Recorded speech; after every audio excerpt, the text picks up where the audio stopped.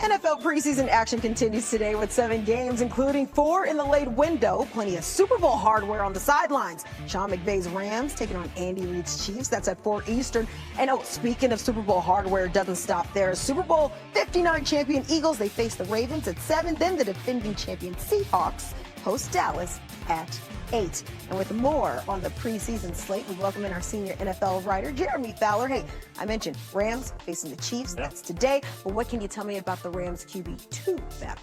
Deanna, Stetson Bennett, 4 years from his glory days at Georgia, has the inside track on the QB2 job finally in Los Angeles. He's been the developmental quarterback. Well, now Ty Simpson, the first-round pick, can be in that developmental number 3 role. Bennett's had a good camp, and this is a situation where he is a year from being a free agent in 2027, so he wants to put up some numbers. We know Matthew Stafford doesn't need to play in the preseason, so it's going to be a lot of Bennett. You will see glimpses of Ty Simpson as well. But Bennett should get, around a first half tonight to see what he can do in the Rams offense, which is always well loaded with weapons. Oh, absolutely. Just weapons at your disposal. You get a weapon, you get a weapon. But I do want to move over to the Eagles, who take on the Ravens. They also have a QB2 battle going on right now, but what can you tell us about that? Well, the Eagles will have a starter, a quarterback that won't be Jalen Hurts, who hasn't played in the preseason since 2022. So it will be Tanner McKee or Andy Dalton. The Eagles have not made that determination. They have kept that in the dark. They've really listed both quarterbacks as an and/or situation, a co-QB2 where they're battling it out in camp. Tanner McKee is a year from free agency and has had some trade value in the past. So if he has another good preseason like he has in the past, could generate some value where teams are trying to get a good backup where they make a call to Eagles GM Howie Roseman, who's always up for a deal. So both guys will play a lot, though, over the next 3 weeks. And it's something that you just said. It's not just you're not auditioning for that QB2 role, but you're also auditioning for the rest of the league as well. But elsewhere in the NFC East, the Cowboys playing the Super Bowl champion Seahawks. Dallas rookie safety Caleb Downs expected to play. How have you heard on how he's performing? Well, I spent some time at Dallas's training camp, and they rave about Caleb Downs. I asked head coach Brian Schottenheimer, where do you see Downs playing on the field? He said he can play everywhere. He can guard CeeDee Lamb in practice up the seam, playing in the slot. So he'll play a lot of nickel back, inside as a safety, but they consider him already as a coach on the field. I was standing a few yards behind him on the sidelines. He was calling out every play that the offense was running already as a rookie. So he's ahead of his time. They feel like he's going to be the catalyst for that Cowboys defense. It's going to be defensive line, and it's going to be safety. Those are going to be 2 strengths for this defense. It should be improved after some struggles last year. Right, and that says a lot being a rookie, but even considering he didn't allow a touchdown in 823 coverage snaps as a primary defender at Ohio State, I've heard some rumblings that he has the potential to be the best defensive player for the Cowboys. We'll see how everything plays out. Jeremy, thank you. All right, let's take it to 2 former Birds now looking for a dual debut in New York. We welcome in NFL reporter Judy Battista, now live at MetLife. Judy, Kyler Murray was named the starting QB this week and is expected to make his debut today. What do the Vikings coaches want to see from him against New York? Well, whatever they're looking for, they're not going to see much of it. Kyler Murray is going to play, but I'm told it's not going to be for very long. A series, maybe 2. We'll see how long it goes. And then he's going to be out of here.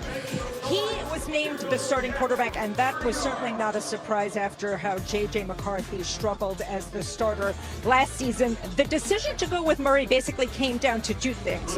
First of all that he has already done, he's made almost 90 starts in the NFL compared to McCarthy's 10. I was told by somebody in the Vikings organization that was the biggest thing working against JJ, his lack of time on task.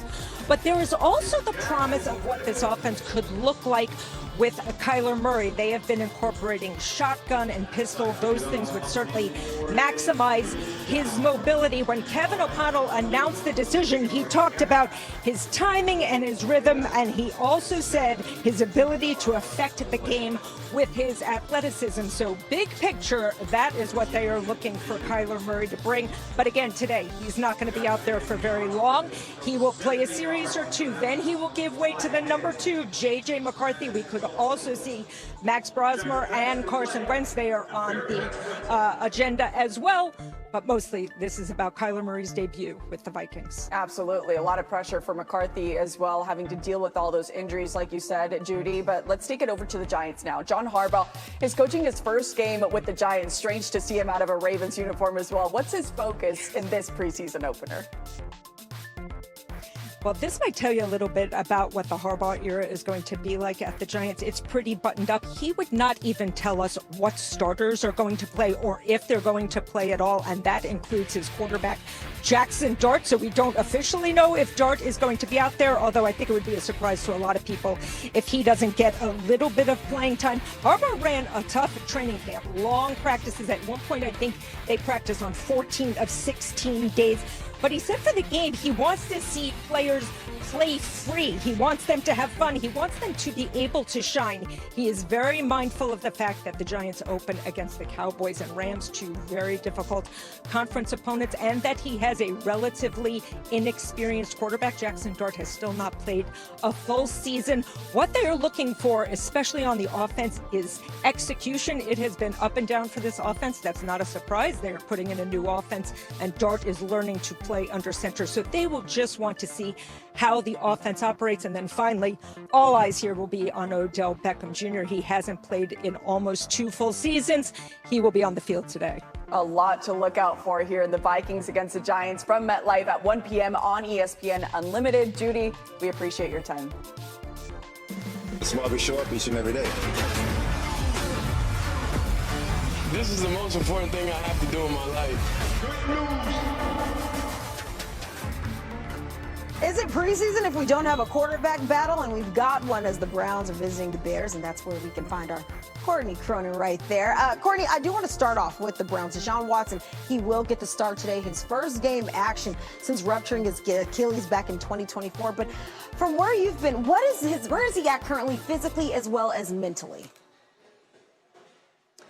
Kiana, the big question that Deshaun Watson has faced ever since he got to Cleveland is the fact that the version of himself from Houston has not been seen all that often. How does he get back to being that version of himself? He was very honest about it. He is 30 years old. He's dealt with multiple injuries over the course of his career. He's been limited to 19 games over 4 seasons due to both injuries and suspension.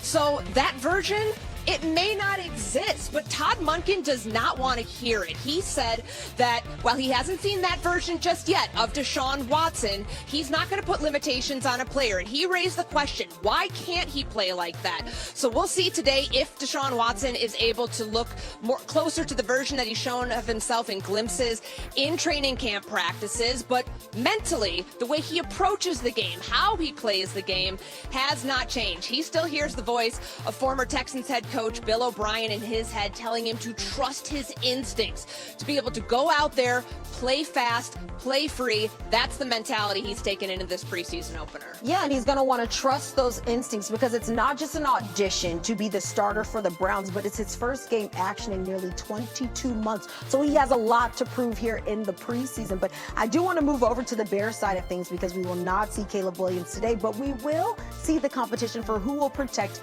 his blind side. What can you tell us a little bit about that battle at left tackle? Kiana, this has been the biggest position battle over the Bears' first 12 training camp practices. There are 3 players in the mix here: Braxton Jones, Karan Amagaji, and Jedrick Wills. Now, Jones has not practiced since August 6th. He's dealing with an